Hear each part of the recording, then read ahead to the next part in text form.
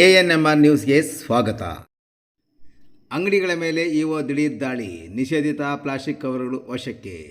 ಶ್ರಾವಣ ಮಾಸದ ಕೊನೆ ಶನಿವಾರದಂದು ಚಿಂತಾಮಣಿ ತಾಲೂಕಿನ ಕಸಬಾ ಹೋಬಳಿ ಆಲಮಗಿರಿ ಗ್ರಾಮದ ಕಲ್ಕಿ ವೆಂಕಟರಮಣ ಸ್ವಾಮಿ ದೇವಾಲಯಕ್ಕೆ ತಾಲೂಕು ಪಂಚಾಯಿತಿ ಕಾರ್ಯನಿರ್ವಹಣಾಧಿಕಾರಿ ಭೇಟಿ ನೀಡಿದ ಸಂದರ್ಭದಲ್ಲಿ ದೇವಾಲಯದ ಮುಂಭಾಗದಲ್ಲಿ ವ್ಯಾಪಾರ ವಹಿವಾಟು ನಡೆಸುತ್ತಿದ್ದ ಅಂಗಡಿಗಳ ಮೇಲೆ ದಿಢೀರ್ ದಾಳಿ ನಡೆಸಿ ಪ್ಲಾಸ್ಟಿಕ್ ಕವರ್ಗಳನ್ನು ವಶಪಡಿಸಿಕೊಳ್ಳುವಲ್ಲಿ ಯಶಸ್ವಿಯಾಗಿದ್ದಾರೆ.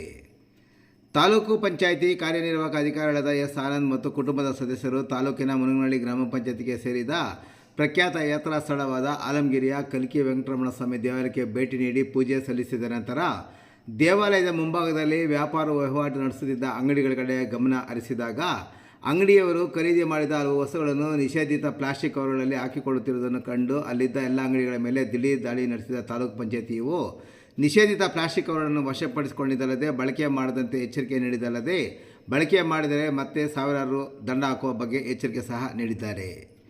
ಇನ್ನು ಈ ಸಂದರ್ಭದಲ್ಲಿ ಭೇಟಿ ಮಾಡಿದ ವರದಿಗಾರರೊಂದಿಗೆ ಮಾತನಾಡಿದ ಅವರು, ನಿಷೇಧಿತ ಪ್ಲಾಸ್ಟಿಕ್ ಕವರ್ ಬಳಕೆ ಮಾಡದಂತೆ ಈಗಾಗಲೇ 36 ಗ್ರಾಮ ಪಂಚಾಯತಿಗಳಲ್ಲಿ ಅರಿವು ಮೂಡಿಸಲಾಗಿದೆ.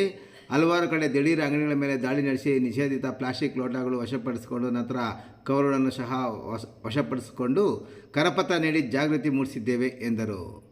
ಪ್ಲಾಸ್ಟಿಕ್ ಮುಕ್ತ ತಾಲೂಕು ಮಾಡಲು ಸರ್ಕಾರಿ ಮತ್ತು ಜಿಲ್ಲಾಡಳಿತ ಪಣ ತೊಟ್ಟಿದ್ದು, ಪ್ಲಾಸ್ಟಿಕ್ ಕವರ್ ಲೋಟ ಬಳಕೆ ಮಾಡದಂತೆ ಅಂಗಡಿ ಮಾಲೀಕರಿಗೆ ಮತ್ತು ವ್ಯಾಪಾರಸ್ಥರಿಗೆ ಸೂಚಿಸಿದ್ದಲ್ಲದೆ ಎರಡನೇ ಬಾರಿ ಕವರುಗಳ ಮಾರಾಟ ಮಾಡುವ ಅಂಗಡಿಗಳಿಗೆ ದಂಡ ಹಾಕುವಂಥ ಮತ್ತು ಕಾನೂನು ರೀತಿ ಪ್ರಕರಣ ದಾಖಲು ಮಾಡುವುದಾಗಿ ಅಂಗಡಿ ಮಾಲೀಕರಿಗೆ ಎಚ್ಚರಿಸಿರುವುದಾಗಿ ಹೇಳಿದರು.